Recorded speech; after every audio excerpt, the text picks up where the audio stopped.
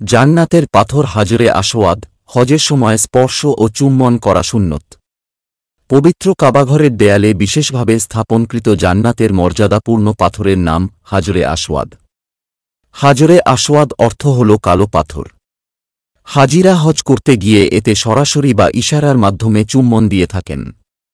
মর্যাদাপূর্ণ পাথরটি পবিত্র কাবাঘরের দক্ষিণ পূর্ব কোণের দেয়ালে মাতাফ থেকে 1.5 মিটার উঁচুতে গাঁথা অবস্থায় রক্ষিত আছে।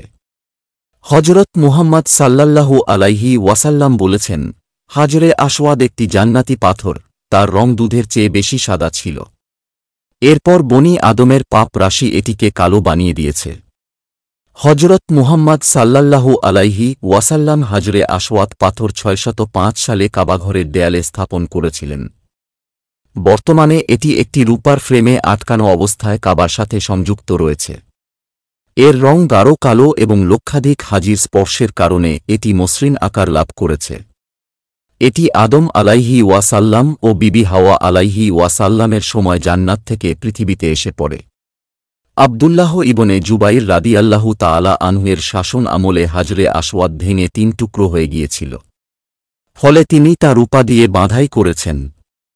আর তিনিই সর্বপ্রথম হাজরে আসওয়াদকে রূপা দিয়ে বাঁধানোর সৌভাগ্য অর্জনকারী। 317 হিজরিতে কারামতিয়ারা হারাম শরীফে অতর্কিত আক্রমণ করে হাজরে আসওয়াদ ছিনিয়ে নিয়ে যায়। পরে 332 হিজরিতে ফিরিয়ে এনে চুনা দিয়ে তার চারপাশ এঁটে দেওয়া হয়।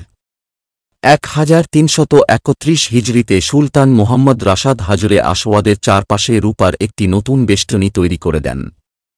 হজ বা উমরার অংশ হিসেবে মুসলিমরা তাওয়াফ করে থাকেন। হাজরে আসওয়াদ তাওয়াফ শুরুর স্থানে অবস্থিত। প্রথমে এখান থেকেই তাওয়াফ শুরু করতে হয়। বায়তুল্লাহ বা কাবাঘর তাওয়াফ ও প্রদক্ষিণের সময় হাজরে আসওয়াদ স্পর্শ করা ও চুম্বন করা সুন্নত। ফ্রেমে মুখ ঢুকিয়ে হাজরে আসওয়াদে চুম্বন করতে হয়। তবে চুম্বন দেওয়া সম্ভব না হলে হাত ইশারা করে তাওয়াফ শুরু করা হয়। হাজরে আসওয়াদ চুম্বন করা বরকতময়।